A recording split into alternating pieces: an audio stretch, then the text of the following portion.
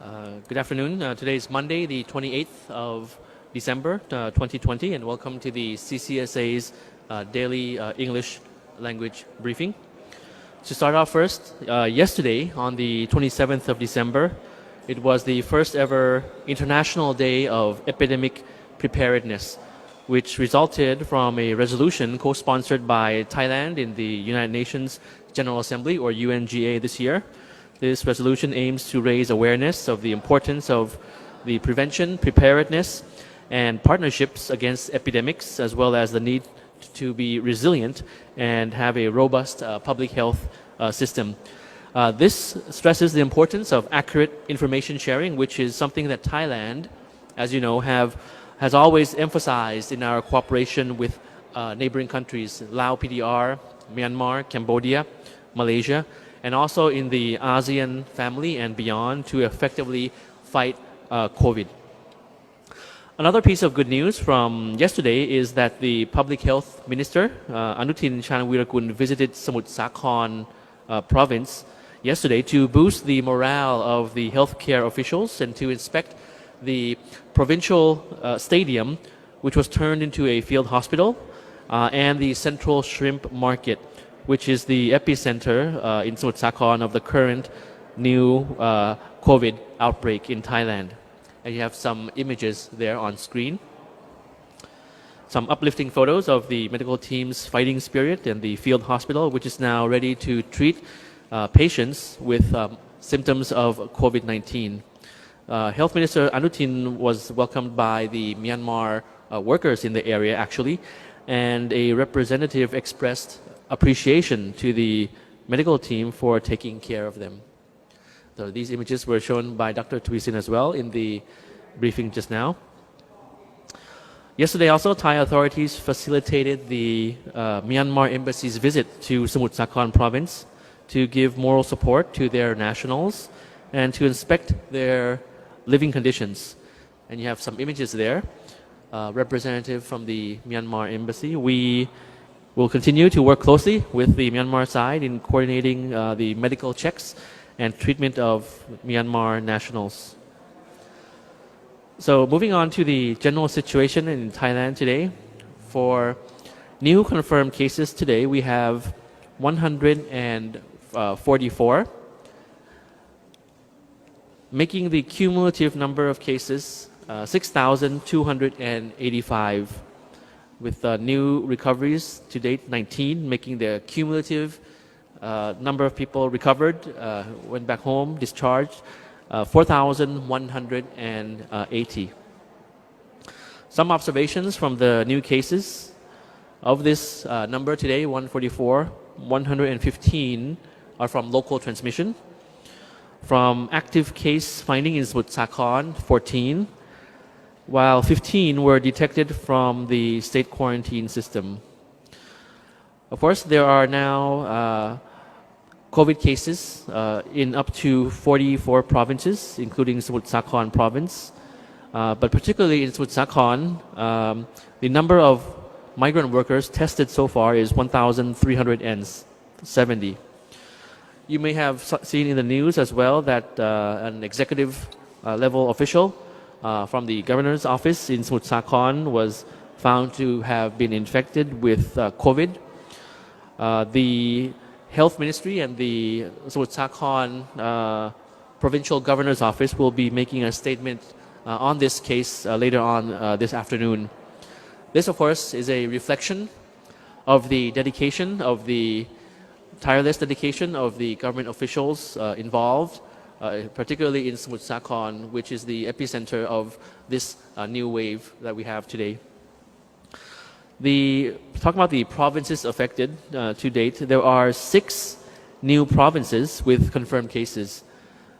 These are Surin, Narathiwat, Nakhon Nayok, Chiang Mai, Sukhothai, and Lopburi provinces. So new provinces in that list affected from the Samut Sakhon and the other clusters. The majority of new cases are from local transmissions, which have been detected in a number of provinces. For local transmissions, it has been detected in provinces such as Nakhon Pathom with 17 local transmissions, Samut Sakhon, of course, with 15, Nakhon Nayok with 2, Nonthaburi 2, Pathum Thani 2, Sukhothai 1, Samut Prakan 1, Bangkok 10, and Lopburi 1. These are the new local transmission cases in various provinces. Particularly in Samut Sakhon and Rayong, new cases linked to Samut Sakhon, that cluster, have been found in Samut Prakan, Bangkok, and Lopburi. New cases linked to the Rayong cluster have been found in, aside from Rayong, Chonburi and Chiang Mai.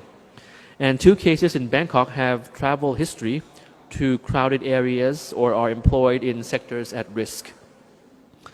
14 cases of local transmissions are still under investigation in the provinces of Rayong, Chonburi, Nakhon Pathom, and Nonthaburi. As for the measures, particularly in Rayong, as mentioned yesterday, the municipal district or the Mueang district in Rayong has been classified along with Samut Sakhon as being a highly controlled zone or zone level 1 and has introduced measures effective as of today. For example, the educational institutions, the child care centers, elderly care centers, community malls and entertainment venues have all been ordered to close in Mueang district in Rayong until further notice. And you have a infographic slide there coming up, particularly about the measures in place in Rayong province, which you can look at the details on social media, particularly of the Public Relations Department on screen. As for measures for different zones, first just in a general picture that there has been continued utmost effort in terms of enforcement of various measures as well, and Dr. Tuisin summarized this in his briefing. Because given the current wave of COVID spreading in many provinces, the CCSA daily meeting that we had earlier this morning resolved to encourage establishments to continue adjusting the opening and closing hours as necessary, for people to work from home as much as possible, and to consider postponing unnecessary travel to other provinces and to reduce risks from public exposures. Of course, this is relevant for zones which are in level 1 or in level 2. And in terms of the public health system, just to mention that, of course, this is one of the biggest threats in the 21st century. That's clear, of course. And it has been forcefully created new platforms and new changes, innovation, providing a new impetus to rethink the value of health and healthcare services. And Thailand, of course, is no exception. We have pursued a comprehensive policy to support healthcare facilities and promote capacity building for healthcare personnel, aiming to strengthen the response to the pandemic and upgrade our healthcare system. For example, we're developing sectors such as telemedicine and smart health in line with our policy to advance new industries. And thanks to the participation of stakeholders in the healthcare system, state, private sector, local community, village health volunteers, academia, and civil society groups, making us able to, in a certain degree, boost the capacity in addressing health crises more effectively, and to fight the new wave of COVID that we are currently facing. Of course, our strong public health infrastructure has thus far enabled us to effectively manage and contain the current wave, and hope that this effort will continue. Just briefly, last issue before I end, about just a little bit about vaccines, because that has been a cause of an issue that has been in the news, of course, a lot around the world, and people were asking about these issues.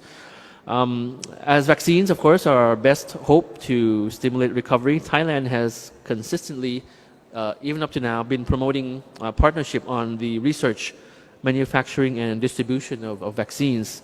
And as you may know, have known already, last month the government signed a contract to pre-order 26 million doses of vaccines from the British-Swedish firm AstraZeneca, which will cover 13 million people. And under this contract, the technological know-how will be transferred to Siam Bioscience, a Thai firm founded by the initiative of His Majesty the late King Rama the Ninth. And Thailand has also joined the World Health Organization's COVAX project, gateway to the access to the COVID Tools Accelerator, or ACT. This project will help some 200 countries, including Thailand, to negotiate deals with vaccine manufacturers and distribute available doses among member countries. And in addition, Thailand is developing local capacity to produce vaccine. Since the outbreak, researchers have been working on more than 10 vaccine prototypes. 3 have achieved satisfactory results at the animal testing phase and are preparing for human trials by the middle of next year. The timeline, of course, is important. We hope that if the trials are successful, vaccines should be made available to the public in this scheme, this research scheme, in the latter half of next year. Of course, we are aware that the timeline is very important. The prototypes that I was mentioning just now, the 3 most advanced ones, have been developed by Chulalongkorn University, their Faculty of Medicine, Baya Phytopharm, a startup run by the Chulalongkorn Enterprise Foundation, which was founded by lecturers from the Chulalongkorn Faculty of Pharmaceutical Sciences, and Bionet Asia Company Limited.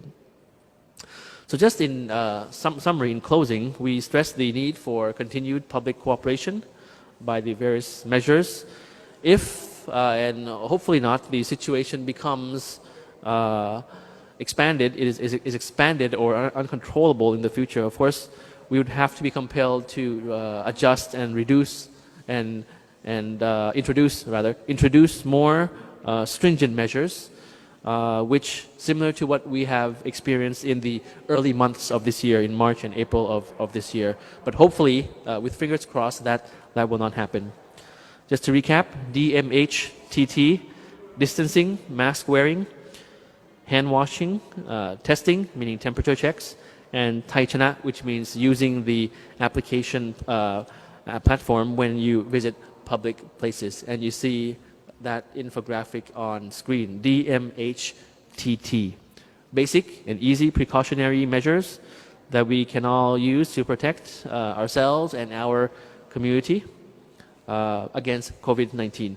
So this is all I have for you for today. I hope that you enjoy the rest of the work week, the last week of the year, 2020, a very challenging year.